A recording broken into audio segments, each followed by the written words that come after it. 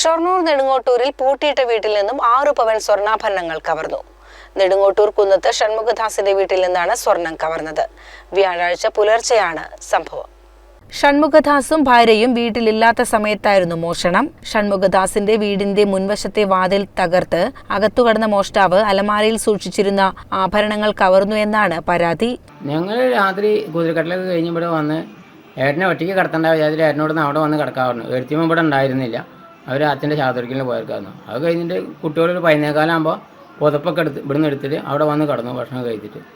എന്നിട്ട് രാവിലെ 6 മണിക്ക് വന്ന് നോക്കുമ്പോൾ വാതിലിൻ്റെ ലോക്ക് മകൾ തുറന്ന് നോക്കുമ്പോൾ അങ്ങനെ കടന്ന് തിരിയാണ്, തുറക്കാൻ പറ്റുന്നില്ല. അപ്പോൾ ഒന്നും കണ്ടറിയണമെന്നില്ല. പിന്നെ എൻ്റെ ഭാര്യ വന്നിട്ട് തുറന്ന് കൊടുക്കാൻ നോക്കുമ്പോൾ അതിൻ്റെ ലോക്ക് കട്ട് ചെയ്ത് എൻ്റെ ലൈനുണ്ട്, അത് തുറന്ന് നോക്കുമ്പോൾ അങ്ങനെ തൂങ്ങി കിടക്കണം. ഞാൻ റൂമിൻ്റെ ഉള്ളിൽ പോയി നോക്കുമ്പോൾ അൾമാറ തുറന്നിട്ടൊന്നുമില്ല, അടച്ചിട്ട് തന്നെ കിടക്കുക. സ്വർണ്ണ കയ്യിലുണ്ടോ നോക്കട്ടെ വിചാരിച്ചിട്ട് നോക്കി നോക്കുമ്പോൾ കുഴപ്പമൊന്നും തോന്നില്ല. പിന്നെ തലനെടുത്ത് പൊക്കി നോക്കുമ്പോൾ തലൻ്റെ അടിയിൽ സ്വർണ്ണത്തിൻ്റെ പാത്രങ്ങളൊക്കെ സ്വർണ്ണം എടുത്തിട്ട് അങ്ങനെ തലനോണ്ട് മൂടി വെച്ച് പോയിരിക്കുന്നു. വെള്ളിയാഴ്ച രാവിലെ വീട്ടിലെത്തിയപ്പോഴാണ് സ്വർണം നഷ്ടപ്പെട്ടതായി അറിഞ്ഞത്. പോലീസ് എത്തി അന്വേഷണം ആരംഭിച്ചു. CCN ഷൊർണൂർ.